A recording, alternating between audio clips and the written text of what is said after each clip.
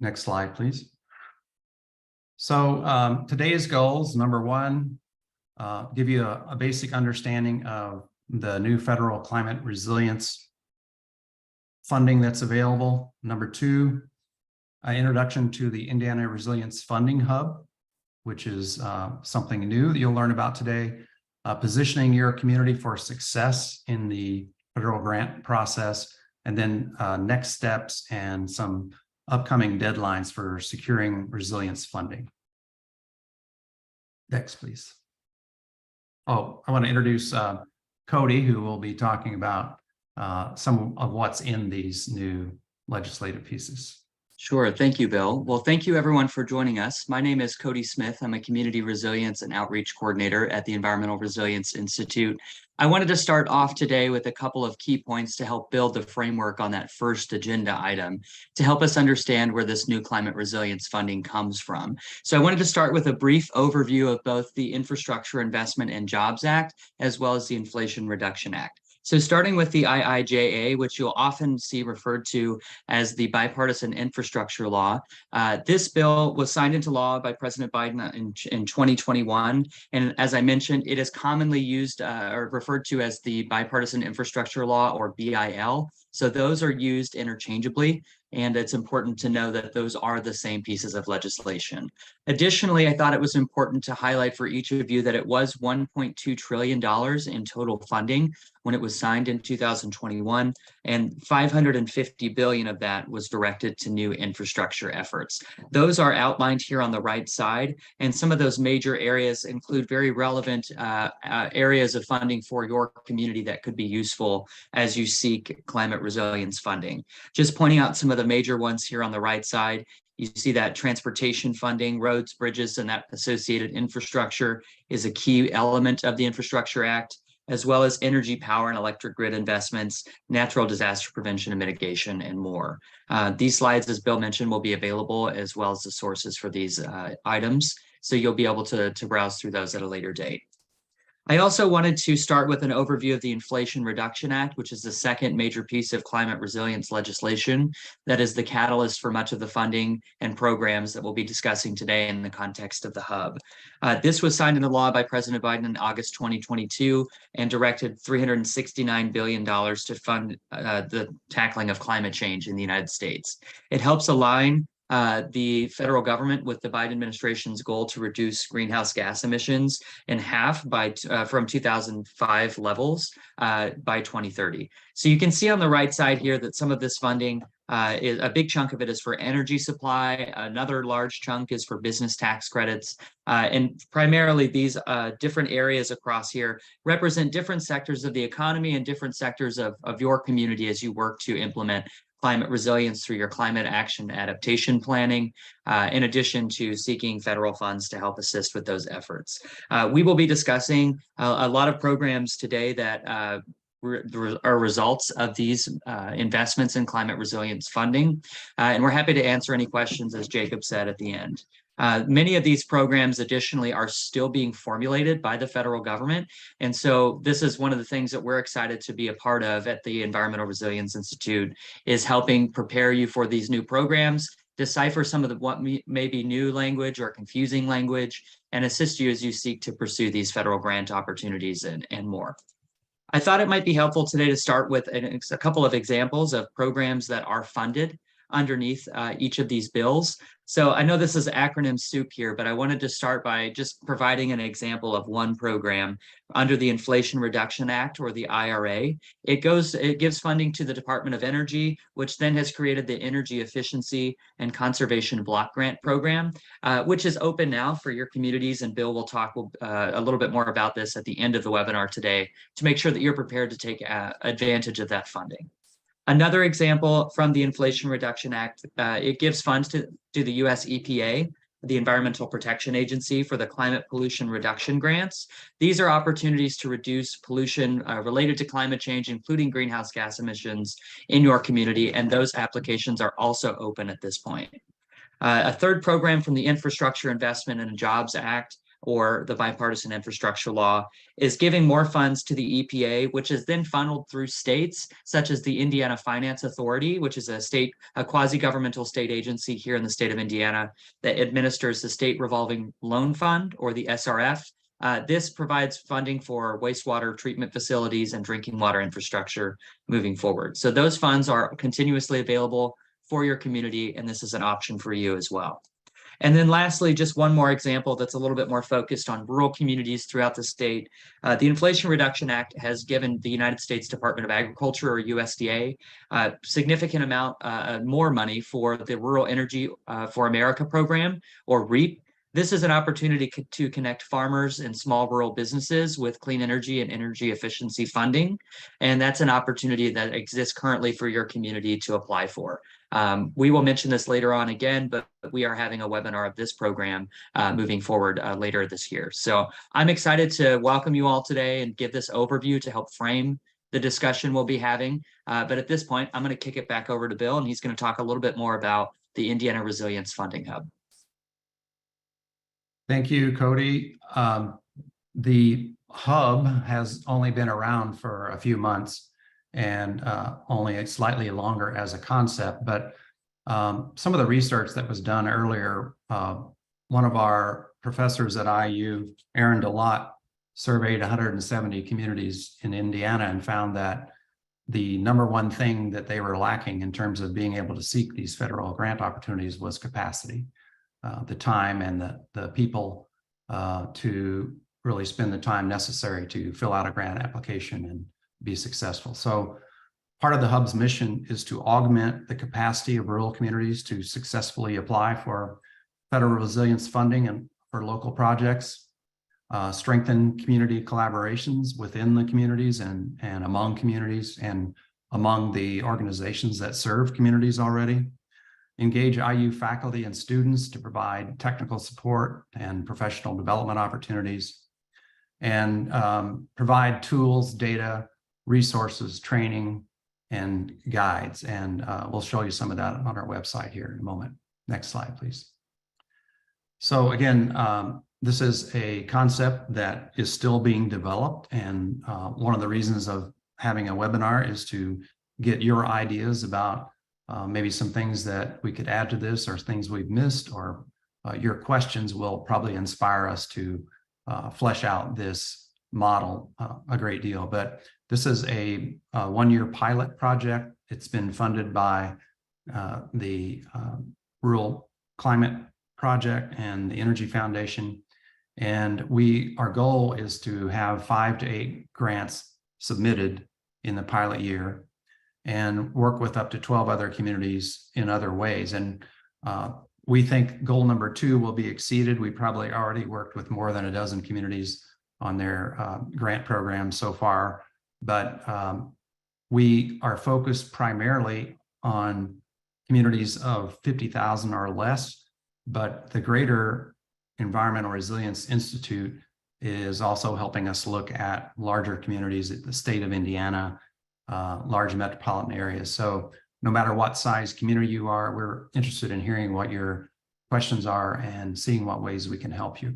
But the basic idea here is we have 3 pillars: the faculty research, student engagement, and service to Indiana. So the faculty research we've mentioned already, but faculty have created a number of tools and data sets that any community can use in their grant applications. We have pioneered the use of McKinney Climate Fellows to augment communities in terms of their capacity.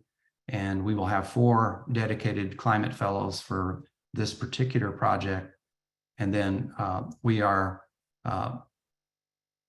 collaborating with the Center for Rural Engagement and other organizations across Indiana to try to figure out how best to engage with Hoosier communities. So one part of this diagram I want to highlight is that we are not pushing grant funding on communities. We are asking communities what initiatives they are interested in pursuing and what sort of funding they need for that.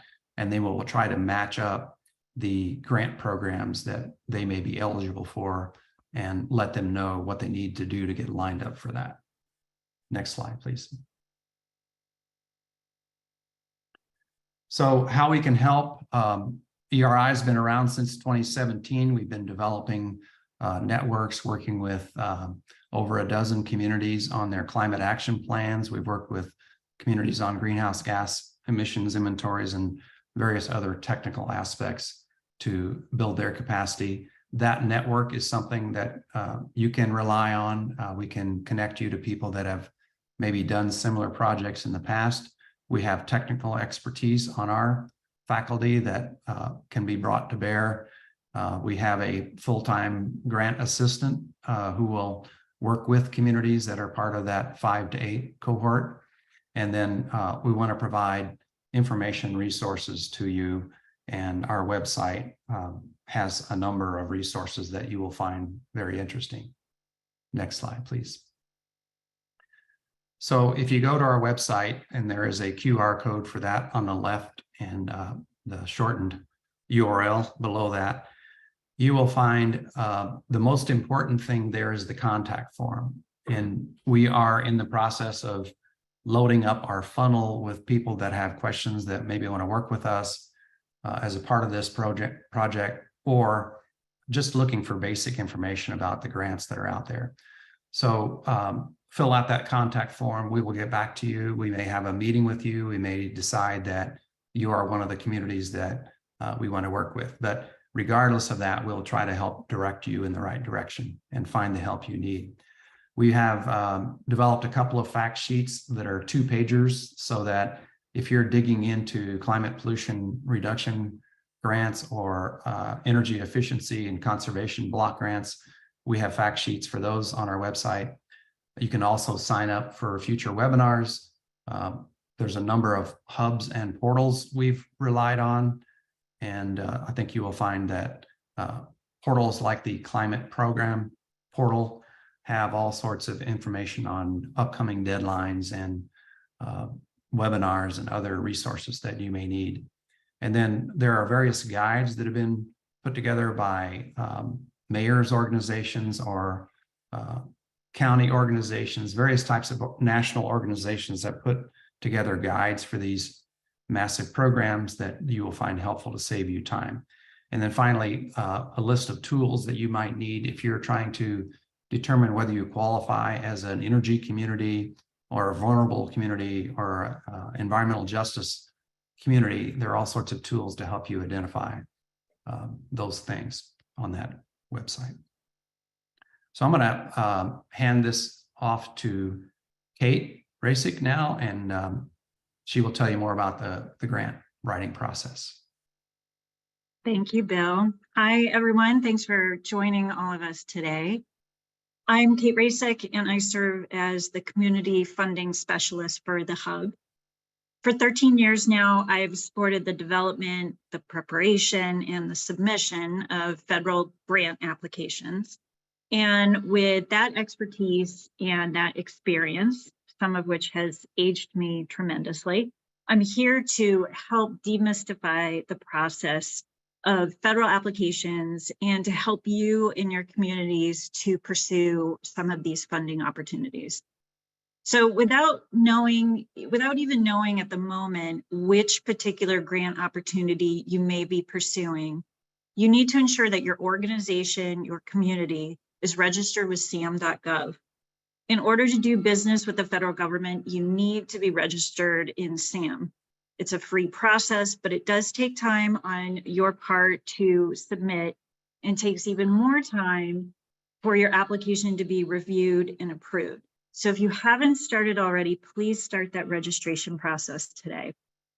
A registration in SAM.gov enables you to receive a UEI, a unique entity ID, which some of you may remember the precursor to the UEI, which was the DUNS number, and that's been replaced by the UEI. So a UEI will enable you to create an account in grants.gov, which is the electronic portal that will be used in most, but not all of these funding application processes. Next slide, please. So again, even if you don't know at the moment exactly which funding opportunity you're going to be pursuing, you can still ready your community and your organization by pulling together language and information around the problem you are trying to solve with this funding. So the following 10 prompts are adapted from a long-standing proposal criteria that's used by one of the federal funding agencies. And I have found it in these last 13 years to be the best framework for pulling together really any type of proposal, the language and the information that you need to submit pretty much any type of proposal. So the first is you state the problem. And then next, you talk about how it's working, what's currently being done to solve that problem or address that problem is working, but not great, and maybe it's not sustainable. And then next, you're going to talk about what's new in your proposed solution and application and why it's going to be successful. Next, you're going to talk about your team. You're going to start to build language around your team. So the people in your organization or your communities and the partners that you're going to bring along with you to make this project or this program impactful and meaningful and successful. So you can start to get those people on board now and make sure they know that you're going to be asking them for a letter of support when the application time comes. And next, you can start to build language around the environment where your project or your program is going to take place. And you can talk about tangible things like what equipment, what software, what facilities do you already have that the federal government does not have to pay for that will be contributing to the success of this project or this program. And you can also talk about intangible things. What else is going to support this this project that you're proposing? So the expert advice that you're going to receive from ERI, that you have an enthusiastic community, that you have support from stakeholders. And speaking of stakeholders, who have you talked to? Who cares about this project in your community? And what's the impact of the project going to be?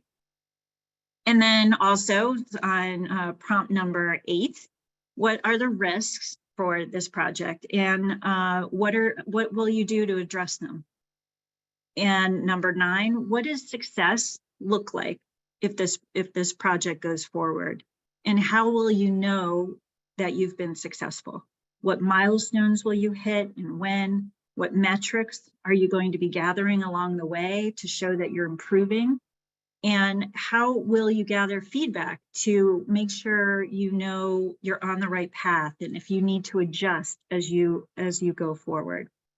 And then finally, the last prompt is about the budget, which we'll talk about on the next slide. So along with the words and the language that you're crafting with those 9 previous prompts, you're going to have to start thinking of the numbers and the funds that you want to receive through these grant opportunities. But if you're not sure right now which funding opportunity you're going to be pursuing, you won't know exactly how long it's going to take, because you won't know at this moment if the funding opportunity will give you 1 year or 2 years or more. So my advice to you now is to just think of the whole total project and what it would take to complete the whole total project, the problem you're trying to solve, and start to get estimates and ask other communities in Indiana or beyond about their similar projects and what it took for them to complete those projects. And as you plan out the budget, you can consider overarching federal guidance, which is, it's always sort of in quotes, necessary, allowable, allocable, and reasonable, which is the next, if you can go forward, Cody. Yep. That's the overarching how to spend federal dollars, that they meet those 4 criteria. And you can start to set up budget categories. So though it may differ slightly from one application to another, all budgets more or less are going to follow these general budget categories. And I'm just going to talk about a few of them right now. So personnel, think about what staff you'll need to make this project or program successful. Do you need to hire some new people? Do you need to take a portion of someone's current time and allocate it to this project? And think about who's going to run it, who's going to manage it, who's going to be in charge of the reporting to the federal government, and who's going to be communicating with all those stakeholders throughout the program or project. And for the other categories, of course, you're going to be looking at the big ticket items like equipment and construction and supplies. But remember the spirit behind these funding initiatives, which is outreach into the community, Justice 40, education, inclusion of historically underrepresented groups, and the groups and individuals disproportionately affected by that problem you've identified in your community, whether it be pollution or safety or high energy costs, and consider how you're going to meet those, the spirit of the funding initiatives. Are you going to have budget for promotional materials? Are you going to budget for a consultant, translation of materials into other languages or into local tribal languages? Those are things that you can also consider here. And finally, cost share. So don't be scared away if you see that the funding opportunity that you're interested in requires cost share. Because again, the spirit of these initiatives in this funding is to get the money into the hands of communities that don't normally see these funds. And we're seeing variety of what cost share or match requirements are looking like. So sometimes they're fairly rigid, that it's 20% of a cash monetary contribution. For instance, I attended the Safe Streets for All webinar yesterday, and there is a 20% match, but they're very lenient and very flexible in what that 20% can be. It can be in-kind donations, it can be contributed personnel time, contributed expertise, as long as it's non-federal funds going to that whole total project. So again, don't be scared away if you see that there's a cost share requirement, because more often than not, there's some workaround with the match requirement. So again, what can you do now? Just start to remember that your application of what you're going to do with these federal funds it's a combination of words and numbers. So the words and numbers tell a comprehensive story of what you're proposing to do with these federal funds. The numbers support the words and vice versa. And there's just going to be some general components, though again, they'll vary slightly from initiative to initiative. But these are just some general forms that you're going to see. And that first, they are actually referred to as standard forms. You're going to see the abbreviation SF in front of some numbers. And they're going to look fairly intimidating. They're going to look very federal, but really it's just filling out information and checking some boxes. And again, you see the narrative, that's your story. That's where you're taking all that language. You'll have a budget, the numbers, but you also have words to accompany the budget justification or budget narrative, letters of support from your stakeholders, and usually resumes, like one-page CVs, and they can be referred to as bio sketches or resumes or CVs. And then there might be, since we're talking a lot of funding proposals based around data, there might be some certifications or additional supplementary materials that you might be needing to provide with your application. So when you do finally decide on which application that you're going to be pursuing, that you can meet the deadlines, it's a good fit for you, and your program's a good fit for that agency and the mission of that particular funding opportunity. My overarching recommendation, and I think it's more than a recommendation, I think it's a rule, that you write for the reviewer.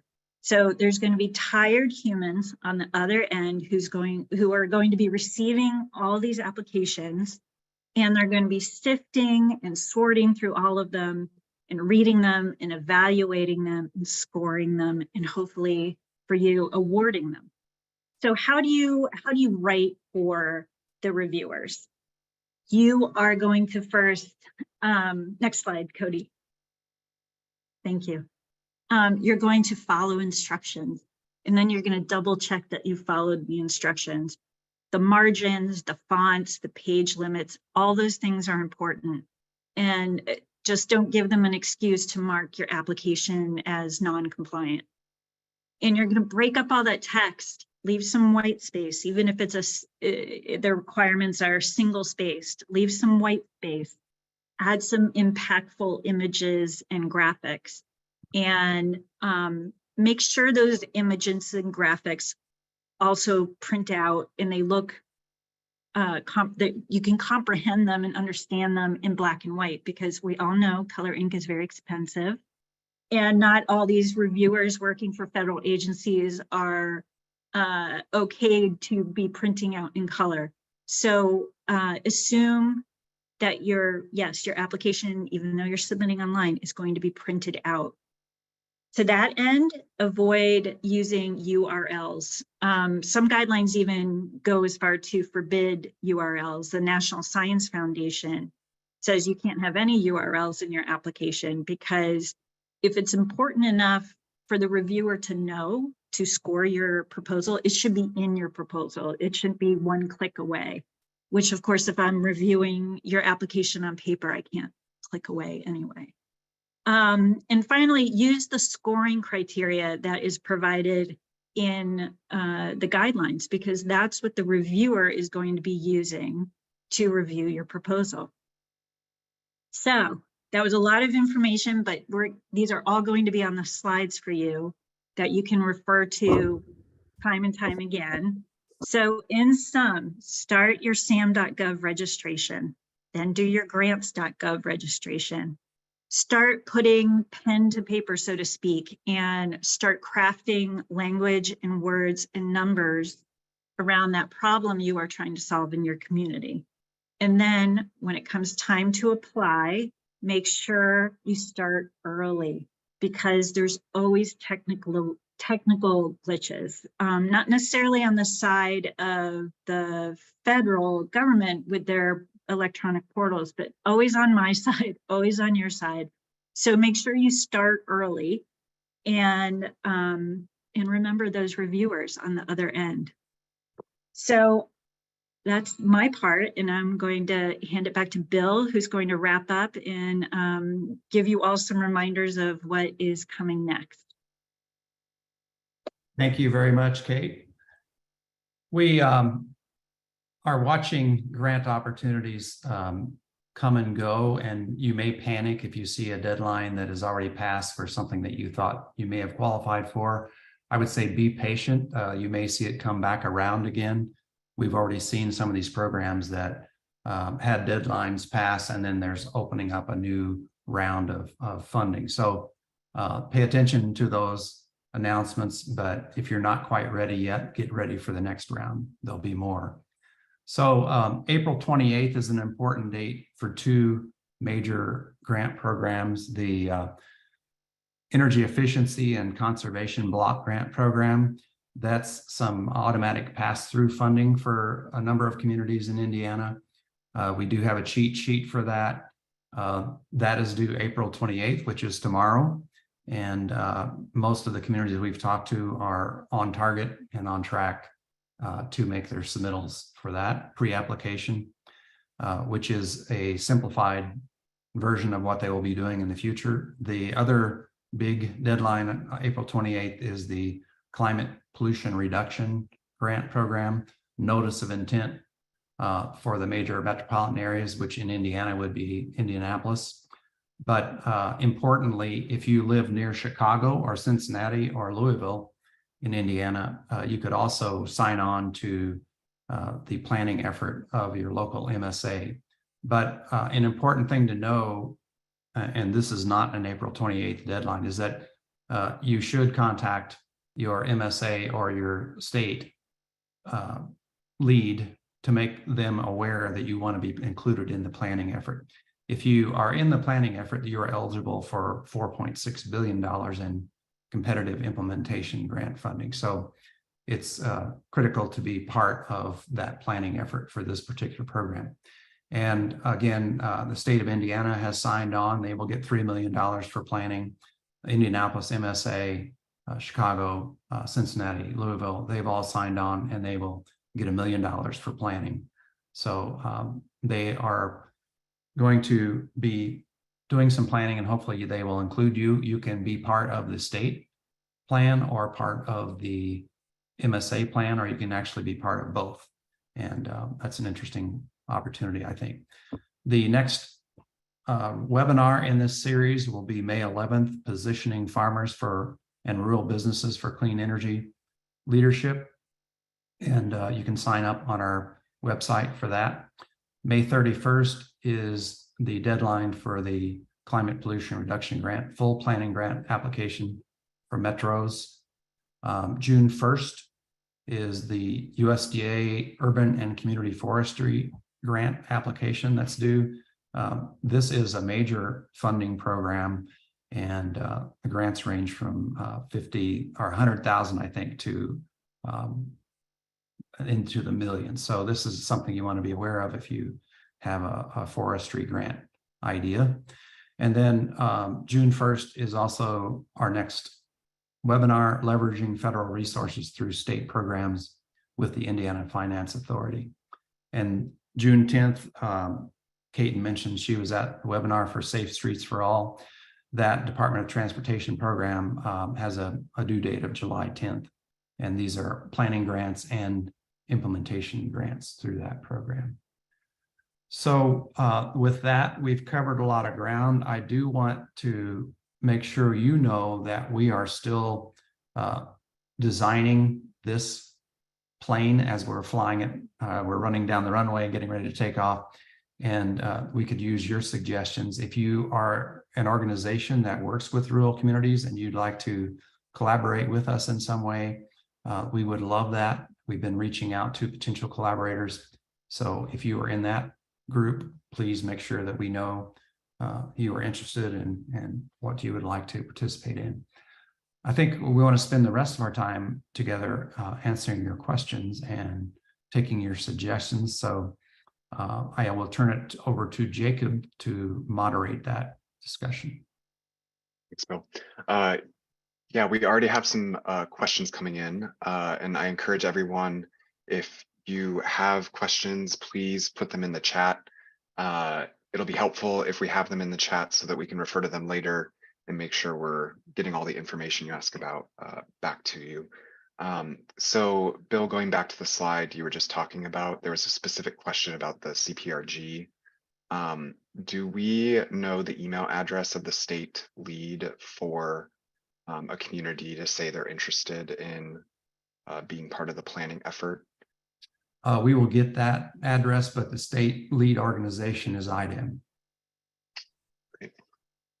And then we had some other questions about how the funding hub can help communities. So can you go over how the funding hub is defining rural community, and also can you speak to the role that the fellows specifically play? Are they going to be working with communities directly, or do they have some other role? Great question. The definition of rural in this case is under 50,000, 50,000 and under. Again, if somebody is in a community like Columbus that's 55,000, we're still going to find a way to work with them. And if even larger communities can work through us through the larger Environmental Resilience Institute and other resources at IU. But we really don't want to turn anyone away. We want to make sure that we've attempted to answer your questions or direct you to someone who can answer your question. We have been corresponding with EPA and other grant makers as questions come up that we can't answer, and we're happy to continue to do that. We learn a lot from that process. We've asked some questions of the funders who they didn't know the answer to them yet either. So some of these programs are still being designed at the federal level.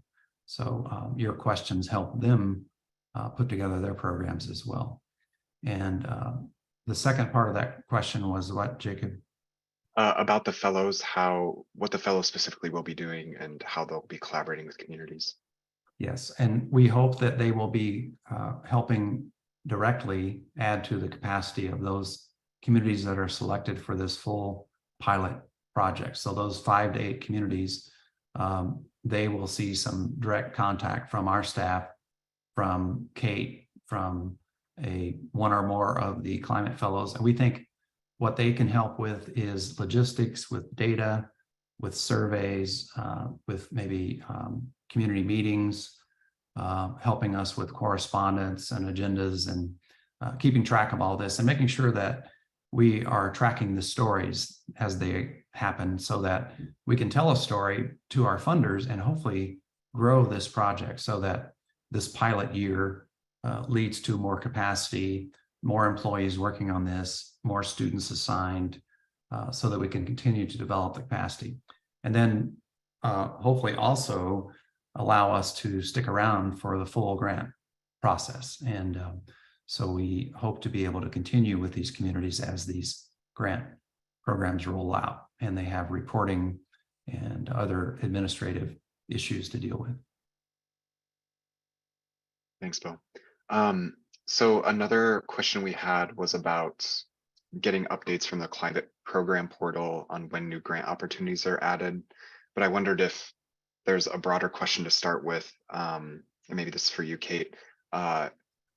What does the rhythm of these grants coming out look like? And how can communities kind of engage with the pace of these programs rolling out? And then we can specifically answer the question about the climate program portal email. Sure. It's a lot, isn't it? And I think it's going to take a community of all of us to be tracking and to keeping on top of everything. The federal government was concerned about the administration change. So without getting into the political environment in 2 years, they wanted to ensure that these funds made their way out into the community as quickly as possible. So I was asked early on, well, are the application forms and sort of the very clunky federal eased application process, is that going to be eased somewhat? And what we were told at the hub is no, because the impetus was get the funding out the door as quickly as possible. And so some of the guidelines and some of the reporting requirements are being softened a bit, like in the form of vouchers for some of the programs instead of a typical grant. But it's a lot. Again, just because it's fresh in my head, the Safe Streets for All program that was released this week and is due in July. And if you're interested, there's upcoming webinars for that program, and they're recorded and they'll be hosted online. They have to spend down a significant amount of funds, and they have to do it quickly. So that there's rules embedded in this legislation about how quickly things need to get out and be spent down. So is there a rhythm or reason? I haven't seen that yet, but this is all very new. It's new to the federal, the program officers at these agencies. You know, it's unprecedented. And so everyone's just kind of trying to figure it out. And I think that if we can create a community here through the hub and through all of you to just feel comfortable to ask those dumb questions. Like there's no dumb questions, right? But you might feel dumb for asking them, but please don't, because we're all trying to make sense of all this really good funding and make sure that it gets into our communities. So the climate program portal is one of those resources that we have found to be really helpful. And again, they too are just trying to make sense of all the data that's coming out from Washington. And I've subscribed to pretty much everything that they send out. I don't think they have like a notification. I think they have a weekly summary that comes out. So sign up for that. And the weekly summary will tell you what things are new for that week. And then also they've been having a monthly call, usually around like the 25th or so of each month, where they go over some general things, but then they might just highlight one specific funding opportunity. Thanks, Kate. As a reminder, please send your questions in the chat and we'll be happy to get to them. So one question we had come in related to how communities talk about climate and pollution challenges. I wondered, again, backing up one step, Bill, could you talk about when ERI discusses resilience and climate adaptation and mitigation, what does that mean and what kind of falls under that broad umbrella? Because sometimes they can be, people can attach specific meanings to them. But could you speak to what does ERI think of resilience as meaning for communities, and then in a community, how can folks start addressing them? Well, first of all, I would say that there's really something in these programs for everyone, whether you are concerned about climate change or resilience, or you just want to improve the energy efficiency of your local library or your home, or you want to make housing more affordable by lowering the utility bills. And in terms of the Environmental Resilience Institute, we talk a lot about resilience because that's going to be important in the future as the environment changes. And we're already seeing that in Indiana. Indiana is not immune to change.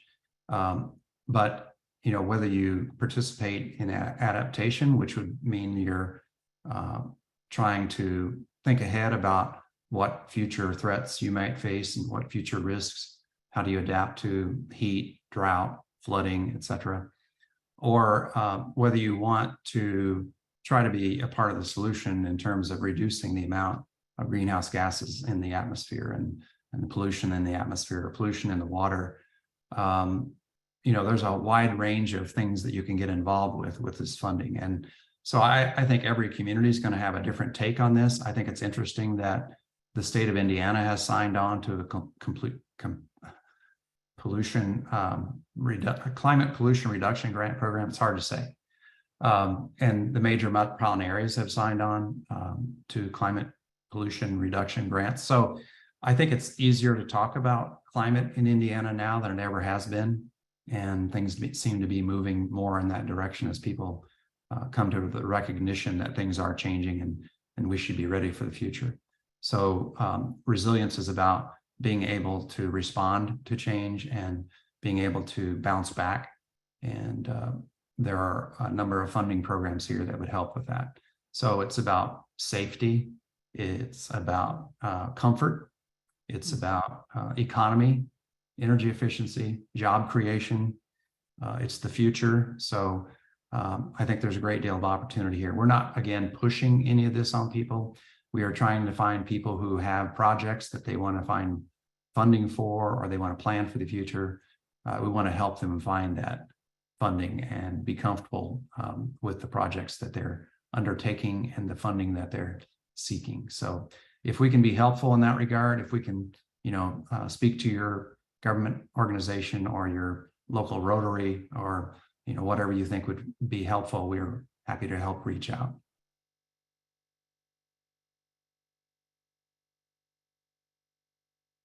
Thanks, Bill. Kate, you mentioned this in your section of the PowerPoint. A lot of these grants call out specific communities that they are prioritizing.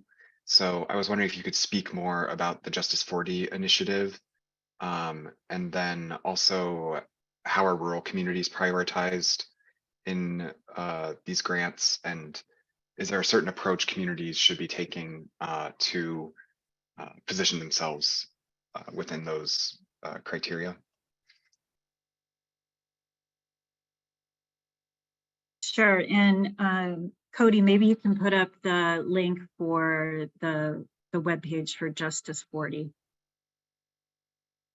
So the Justice 40 initiative is, in sum, that 40% of this funding will go towards, and I want to make sure I have that language right. So for the first, I'm just going to read straight from the site so I make sure I have the language right. For the first time in our nation's history, the federal government has made it a goal that 40% of the overall benefits of certain federal investments flow to disadvantaged communities that are marginalized, underserved, and overburdened by pollution. So most of these funding initiatives are going to require you to make sure those stakeholders that you're bringing to the table and asking to the table are from these groups. And there's numerous tools available online from the federal government and from other kind of third-party data policy agencies where to help you identify what determinants to use in your as you prepare to solve those problems in your community, to identify which criteria to use and what criteria the federal government is asking you to use. So that's something to just keep in mind as you consider who to bring to the table to discuss these programs and problems and projects in your community. And right, and sometimes we know it's not just inviting people to the table or groups to the table, it's not bringing them to your table, but going to their table and asking them where the problems are and what solutions and answers are they trying to see. So again, that's the spirit of all this funding that's rolling out. Well, thank you, Kate. And Jacob, if you don't mind, I'll jump in and add another resource for folks that we've actually used to help develop the hub. I've shared in the chat the Climate and Economic Justice Screening Tool. This is a tool that was developed by the U.S. Environmental Protection Agency, along with an interagency council to help define what disadvantaged communities are. And so you can browse this map to figure out whether or not your community meets those parameters, and then how it might inform your applications for federal grant funds under both the Inflation Reduction Act and for the Infrastructure Investment and Jobs Act. I will end by noting for the Justice 40 initiative in particular, there are some projects that are some programs that are designated and some that are not. So it's important to know that when you're applying, you can meet those criteria, but some of the programs you might be applying for may not be a designated program. And so it might be an added benefit to be able to demonstrate that you are a disadvantaged community. But of course, knowing whether or not you meet that status would help prepare your application for the requirements of the program. And I think that's an area where we can help more than the 5 to 8 communities, the other communities that are looking for data and looking to see what categories they fit in. We have some tools to help with that. And there are other tools on the ERI website, like Cody mentioned, but there are also some tools in our drop-down menus that help you map things. One of the interesting programs is there are quite a few tax incentives for businesses and others. Even if you don't pay taxes, there's a program where you can be incentivized to do certain things. But some of those incentives start at 30%, and then they can jump up to 40% or 50% based on whether you are in, say, an energy community, which we have a number of energy communities in Indiana that may have had coal mines or oil wells or whatever. And you can map that sort of thing using these tools and see if you qualify for those extra credit incentives. We have another question, kind of building off this, maybe getting a little more specific. How can the Resilience Funding Hub, the Highlight program, help CBOs or community-based organizations and communities of color with grants? And Bill, I wondered if this would also be a point to bring up the environmental justice grants that EPA has been doing. Yeah, Bill, do you? Yeah, one of the interesting grant opportunities that passed us by, but we think it's coming around again, are the environmental justice grants. Money going to government, but also to collaborations among community-based organizations, and they're encouraging 3 or more community-based organizations to collaborate. So if there is a project that you're working on where there are multiple entities that are focused on the same thing, anything from community health to maybe community solar, whatever. If you have a number of organizations in a particular region or community that are working together on something, that there's an opportunity there in the IIJA grant program that we think is very interesting, and we hope to get more information out on that particular program. Thank you. Another question I had was, there's the grant application process, which takes a lot of effort. And then there's the grant administration process, which arguably maybe takes even more effort. Bill, I wondered if you could talk about how some conversations we've been having with like MSAs or other regional organizations that might be able to help communities that are maybe lower capacity with that implementation phase. So could you speak to the benefits of partnering to not only write a grant, but then also implement it? Yeah, I think that's a key concern that we have, and that's why we've been talking to the Indiana Association of Regional Councils. We've been talking to grant writers.